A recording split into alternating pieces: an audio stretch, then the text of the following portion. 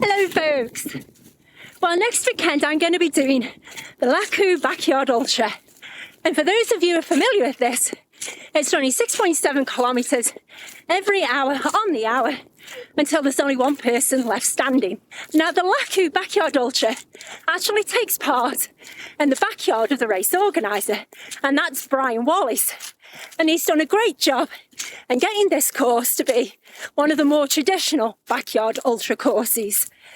And I'm here today to do a little recce of the course and to share with you what I actually think about it. What I will say about this course is that I really do actually like it.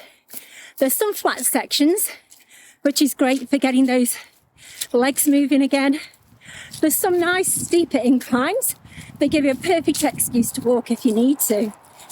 And there's also some quite rutted sections where you just have to watch your footing. Now, the sections through the woodland, there is some deadfall and tree roots that you need to look out for. But again, it gives you a perfect excuse to take a walking break if you need to. Now, I personally have found this course extremely well marked. You have these red directional arrows to guide you. And when you get to the night time, these reflective markers should direct you through those trees and across this farmland. And you should also keep an eye on the trees because they do have these red markers on them, which will help you go the correct direction. And the other nice thing about this course is that there's plenty of tree coverage, so plenty of shade if it's a hot day for running, or if it's a windy day or a rainy day, these trees are going to give you some shelter. And in terms of scenery, you've got some great woodland trails that you follow, and you also run alongside some farmland, which gives you great views of the homestead, which is where the start and finish area is. And this is just a section adjacent to that farmland. And as we pop around the corner here, you can probably see the house there in the distance. That's where all the crew tents will be, the start and finish corral, and where all the hub of activity will be. What I'm also liking about this particular route is that it's quite twisty-turny in parts, and it's certainly going to keep us runners on our toes. And it's really good because it'll hopefully take our minds off all the aches and pains that we're likely to get as the race progresses. Now, this is one of those rutted sections that I was talking about. The ground is a little bit soft here.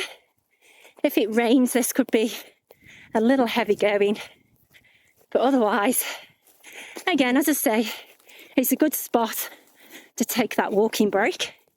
And of course, being a backyard ultra, you can walk whenever you have the need, so long as you get back to that starting corral within the hour. Now, the first mile or so of the loop, or the first couple of kilometres, are quite flat. Some narrow sections, so if you get caught in a group, you may be jostling for a little bit of space. But in general, it's pretty good running. And then when you get around about the 3k mark, things start to get a little bit more twisty-turny. You have to be a little bit more alert, following those course markers. And you also have to watch your footing, because this is where all those trips and falls may happen if you're not paying enough attention, or when things get a little bit later on in the race and your legs aren't quite functioning properly. So this particular section is one that does a little bit of weaving between the trees. There's not a defined trail per se, and there are a few tree stumps and roots to look out for. And this is where, in the overnight period, you will need to just pay attention and not get too distracted. But I don't know if you can see, but this is the reflective marker that you're going to be looking for during that night period. And hopefully that will be enough for you if you've got a decent enough head torch to get you back safely and get all ready for your next lap. I guess it's this way.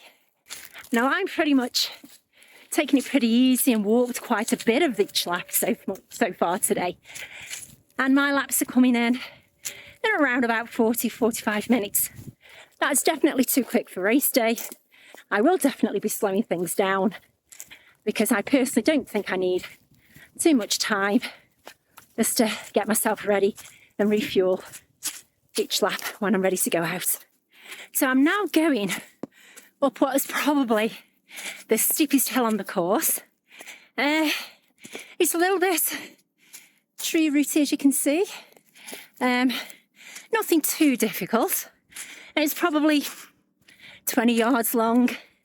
And then after this, there's a few more rolling hills, another couple of little sharp climbs to contend with. But again, nothing too technical, nothing too difficult.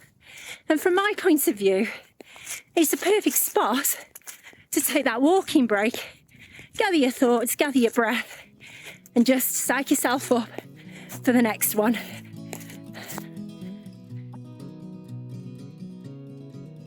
Now that we've had a look at some of the highlights of the course, let's speed things up a bit for the next lap to experience the entire route you'll be following on race day.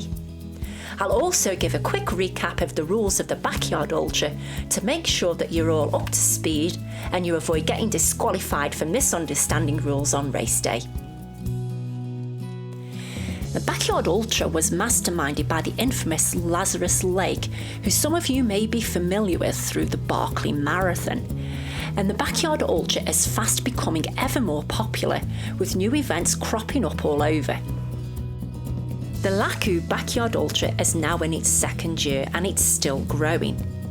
It currently takes place in May, and if you've already missed the registration deadline for this year, there's always next year, and the link to the race website is provided in the description below. Now, every backyard course changes in terms of terrain and elevation, but the rules of the backyard remain exactly the same, regardless of where in the world you compete, and the rules are pretty simple. Each loop must measure 4.167 miles in total, or 6.7056 kilometres if using the metric system. The starting corral must be big enough to fit the entire field of runners, and all participants must be in the starting corral when that bell rings.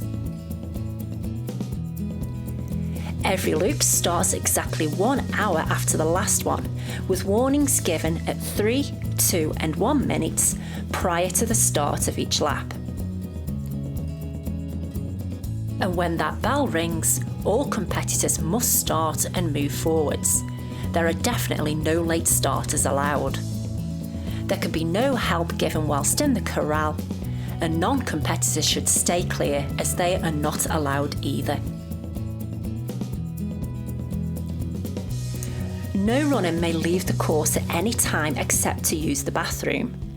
There's no aid allowed on the course, non-competitors are not allowed on the course, there's no artificial aids allowed such as poles or headphones, and every lap must be completed within that 1 hour time limit. The timing of loops is optional, and if finishing in the hour with time to spare, the spare time is typically used to recover and refuel and get yourself ready for that next lap. When there's only one runner remaining, they have to do one more solo lap, and they still have to return within that hour in order to be declared the winner. Not returning on time means that they too will DNF and there will be no winner declared. Completion of 24 yards is a full 100 miles.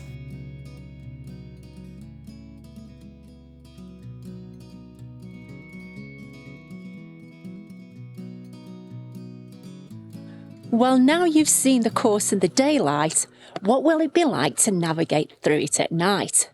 Well, let's go take a look and find out. Well, it's not quite dark yet, but it is dusk. So this is going to be a really good test of how well marked this course is. And already you can probably see. There's the arrow there. Ah, yes, very good. Very good indeed. There you go. That's the arrow. You probably can't see that on camera, but I'm running around the edge of the field at the moment, and all I can see ahead of me are the reflective lights. And there's absolutely no way at the moment that you're going to go wandering off the trail here, because that is about 100 yards ahead.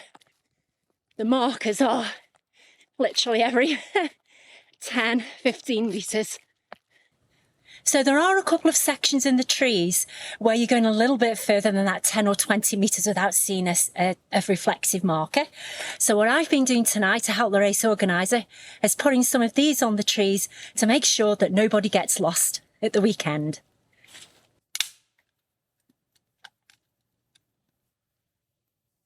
There you go. When you see this marker at the weekend, you can thank me in person. This is a section through the trees where it may get a little bit tricky, but it's reassuring. Red marker on the tree. Another reflective marker. A pegged reflective marker.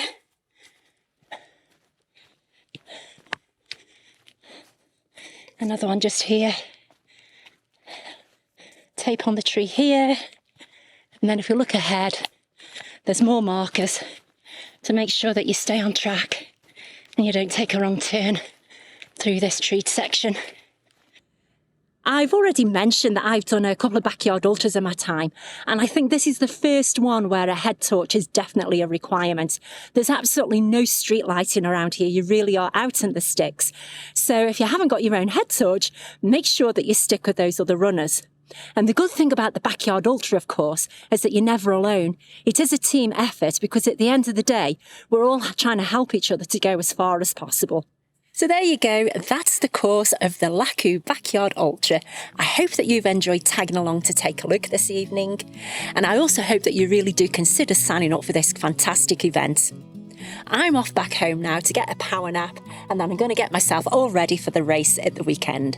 Take care, and I'll see you all again very soon.